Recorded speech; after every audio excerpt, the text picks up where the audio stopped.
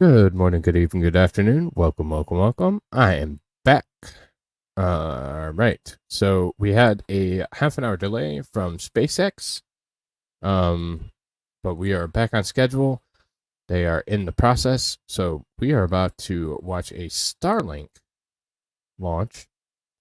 Elon's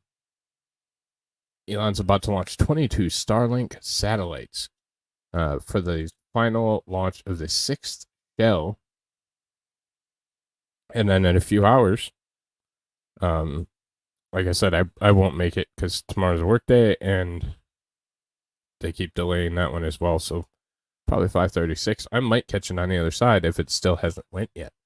With that being said, they're going to launch 22 Starlink sats to low Earth orbit from Space Launch Complex number 40 or SLC-40 at Cape Canaveral Space Force Station in Florida.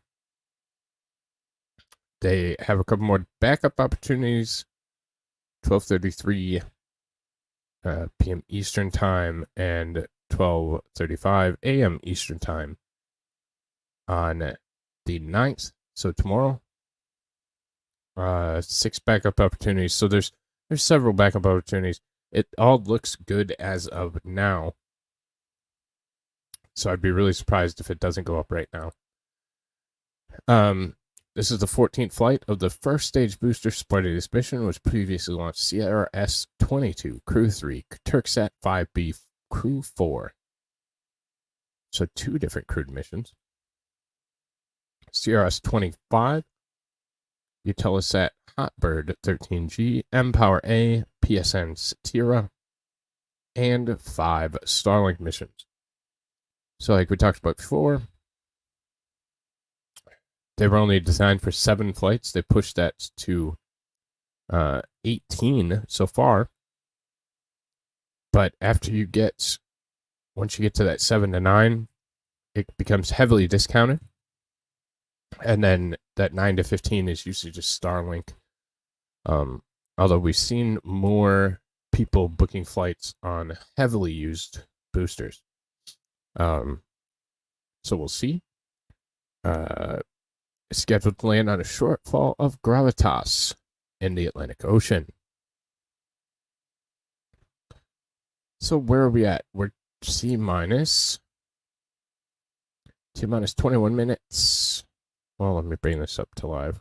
Well, we're T minus 17 minutes, 33 seconds because I haven't been watching.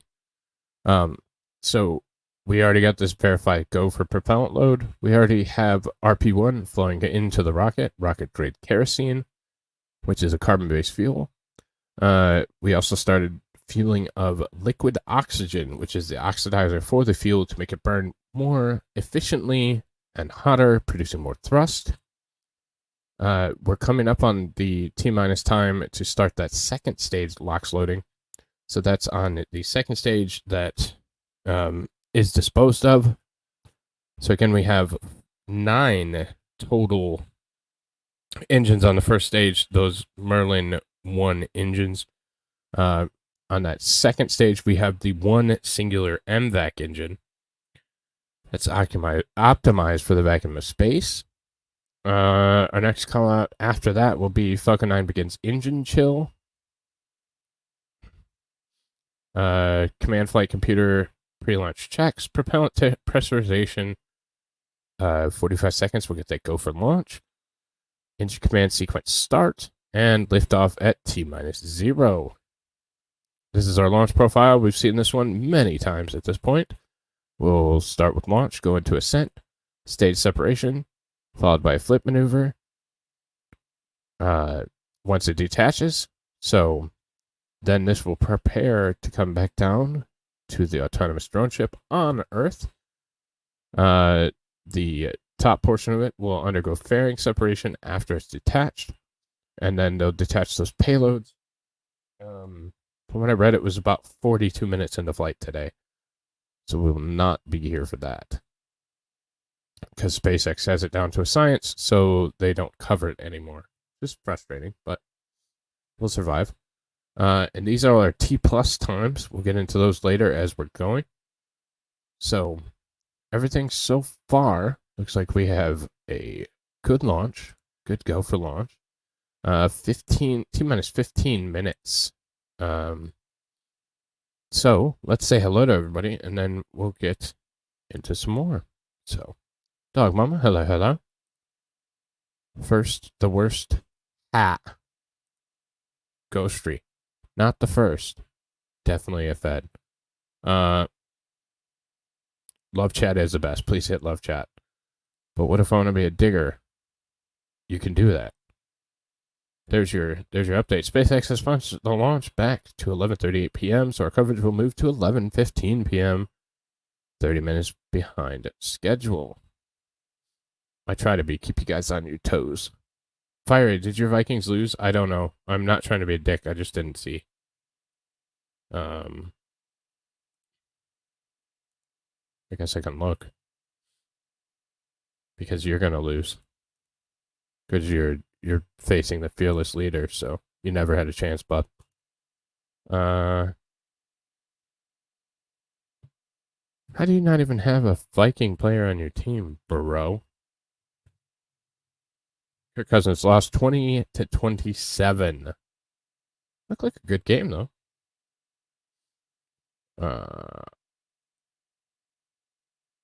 What's up, DZ? Hey, KLI.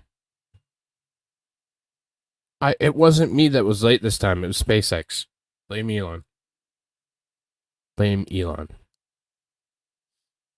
I'm saying hi again. What's the fuck you for? Hi, Josh. How you doing, buddy? I hope you're well, dude. Oh, and then you say hi to everybody else. I see how it is.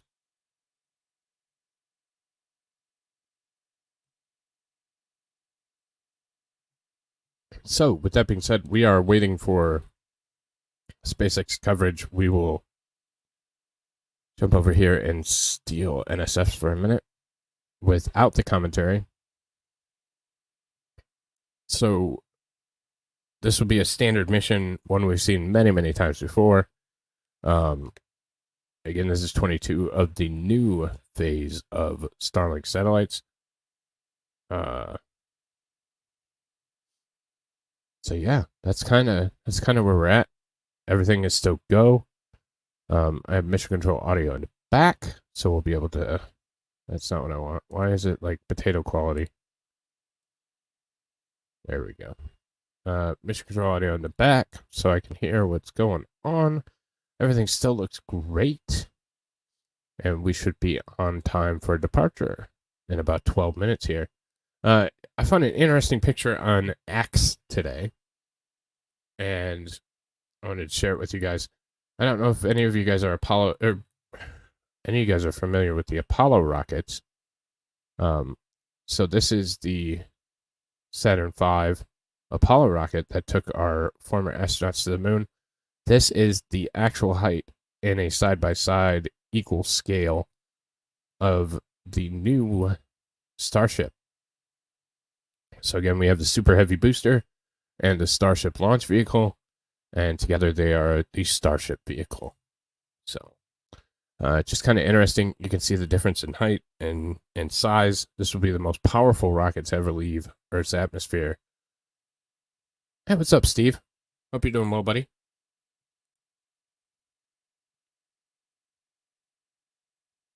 But anyone who's ever seen the Saturn V in person, or for that matter, the Starship, they're both massive to a degree that you cannot comprehend unless you've seen them in person. So,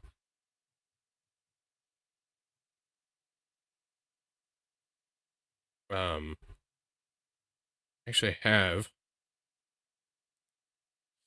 and it's a terrible angle, but this is the meaty one in front of, like I said, it's a terrible angle, but that's the top half of Starship, so that's top third.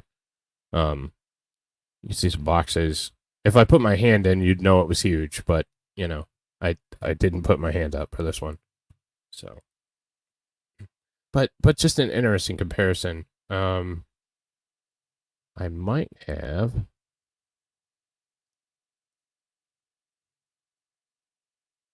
Yeah, I have about 10 minutes. the weather looks good from Florida. Steve, do you agree with that? The weather's pretty good? Because obviously you're there. I'm just checking the app. So, weather looks good. It looks like it's going to be a pretty good launch. So, yeah, it's good. Okay. Where in the hell did I put them? There we are.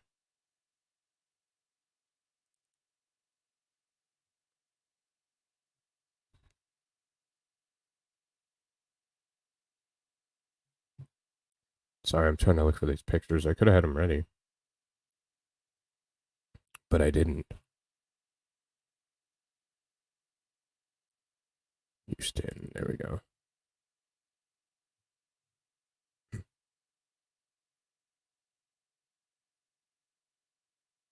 Oh.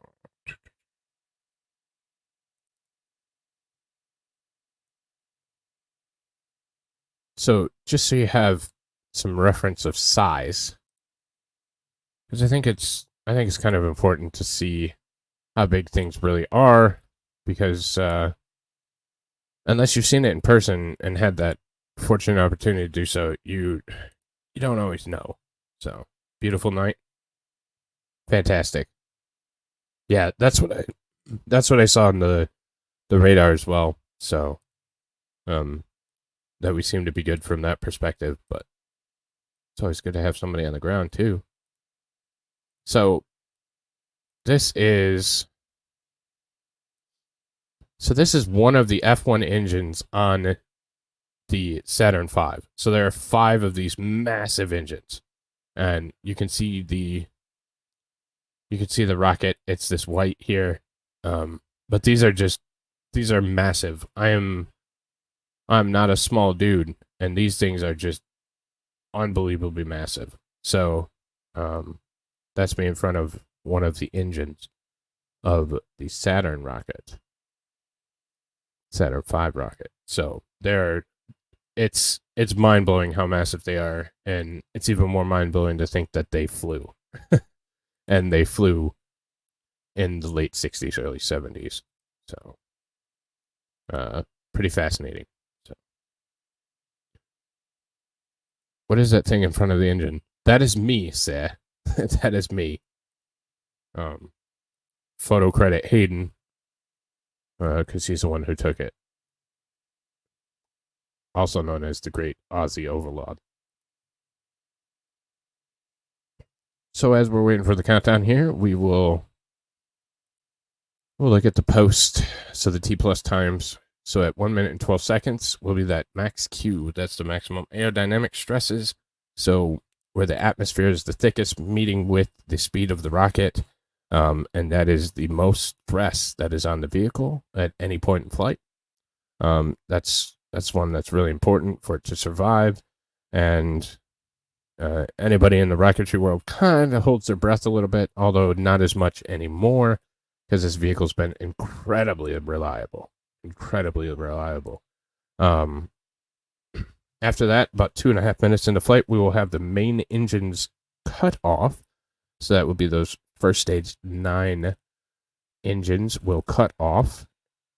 Shortly after that, about 4 seconds, we'll have separation of the 2 stages. So the inner stage will drop off. The first stage with the payload will continue on to space, and the second stage with the payload will continue on to space. The first stage will prepare to land on the drone ship.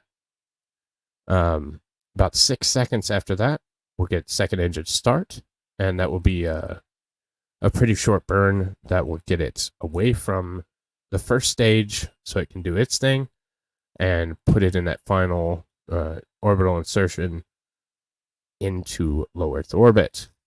After that, we'll have our fairing deployment, and then that's pretty much it for the second stage. We won't see much more than that from that second stage. We will start to see the first stage coming back to Earth. We'll see that first stage entry burn, and that's a fairly short burn, about 24 seconds.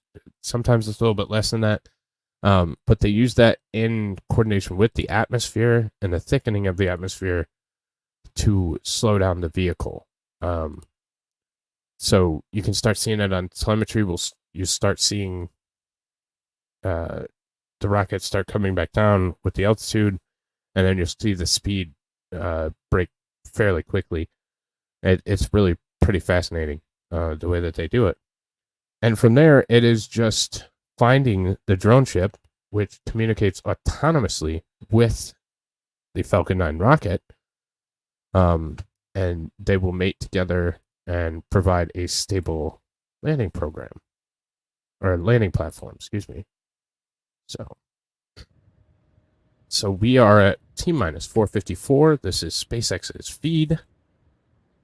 Just started. You're the same size as NK Kim. No, I am a good foot taller than NK Kim. At least. Maybe 2. So now we're starting to see that strong back retract. So that's that stabilization for the rocket. So the rocket is standing on its own. It does not have that supportive strong back. All that's we call it the puffy stuff, is perfectly normal. That's the venting of the cryogenically frozen liquid oxygen meeting the warm and wet Florida atmosphere. So, perfectly normal. And as we can see, this one's a little toasty, so it's taken a couple rides before. Not surprising that it's on number 14. 14th trip to space. Slow down, Stevie. We have 4 minutes still. So, as we're going here, we should start seeing some call outs for fuel loads complete, things like that. And then I'll turn over startup sequence to the vehicle itself. Most of it is controlled autonomously. They have overrides, but most of it is done through the rocket and through its programming, which is also very fascinating.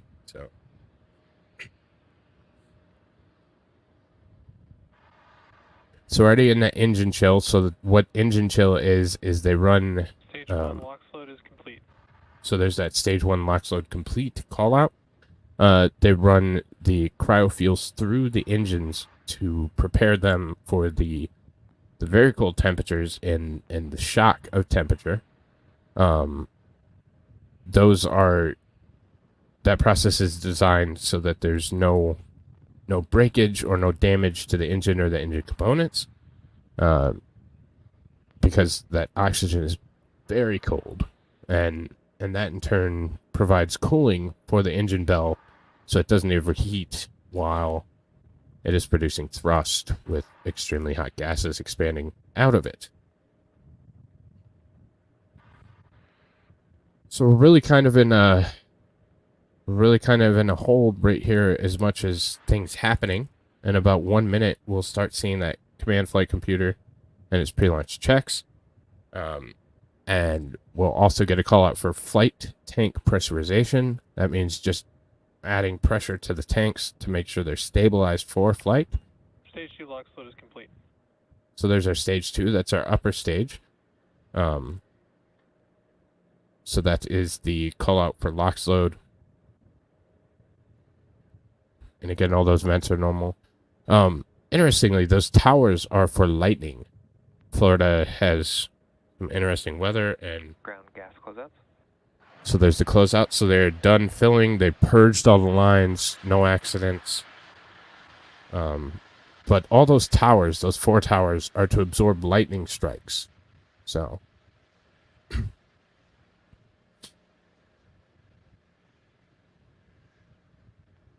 simultaneously, we should hear that flight pressurization, and we should get internal power and flight computers right now. And there we go. Startup. Falcon 9 is in startup. So now the Falcon 9 rocket has control of it. You thought this was a video commentary at first. No, Murph Surf, this is me. This is my bread and butter, buddy. This is what I love. So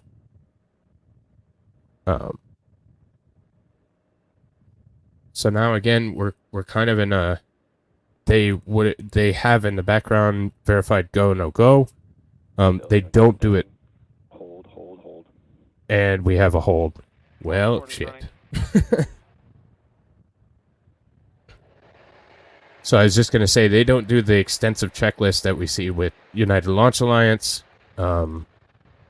They just have one go no go poll, and apparently it was a no go. So there's either an issue or it. My apologies. I'm trying to listen. So it's not a range violation. It's not a weather violation. So it has to be an issue with the vehicle. Usually that means we're going to have a scrub or a recycle. Because of the fuels used, they cannot just keep adding fuel and hope that it works. You have to actually detank and empty all the fuel out of the vehicle.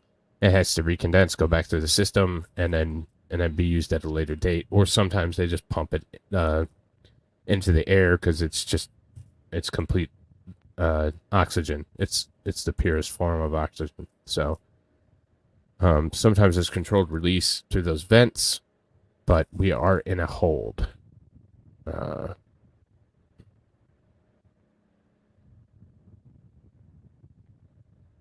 So, and there's the detank. So they are going to, it appears they're going to recycle.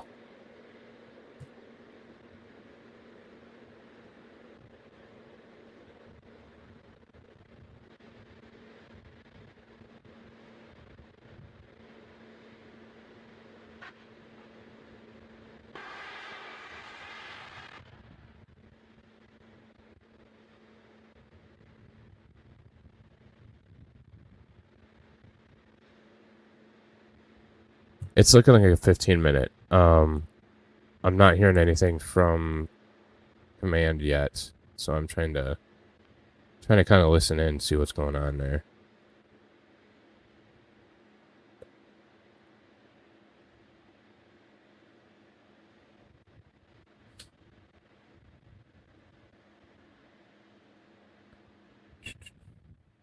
It looks like we're gonna detank. If I had to guess, it looks like we're gonna detank. They still haven't released the hold. What they'll do is either a scrub or an extended hold. And they might try to come back at 12:33 would be their next launch window.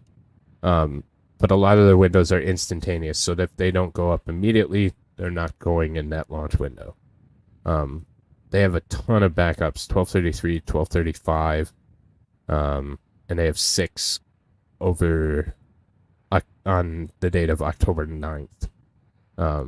So this is a very expensive vehicle. They're in no hurry, and there's no need to risk it. It's their own payload. They're not going to risk that. So if it were someone else's or there was some kind of pressure to get it up, then yeah, I could see that. But this is their own vehicle. There's nothing. There's no pressure on them. So.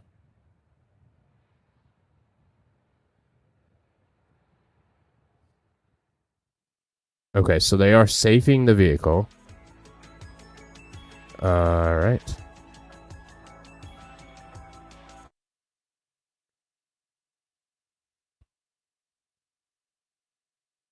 Give me just one moment. Sorry, I'm trying to listen in. Okay, so they are detanking. So they're gonna recycle and they're gonna try again at 12:33. So here's what I'm gonna do. I am going to yeah. True.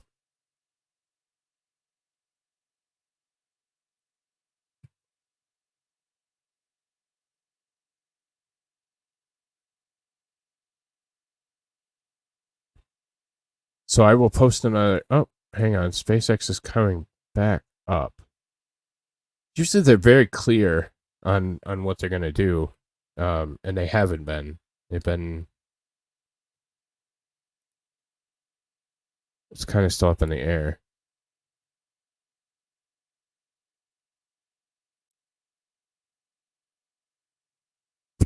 but I'm... Just give me a minute, ladies and gents. Apologies. They also have one going up at, like I said, it's around 12:35 Pacific time from Vandenberg Space Force Station on the California coast. So it's about 4 hours from now, 5 hours from now, somewhere in there. So, no worries. Thanks, Steve. Good to see you, buddy. So yeah, so this is what I'm going to do. I am going to, well, hang on.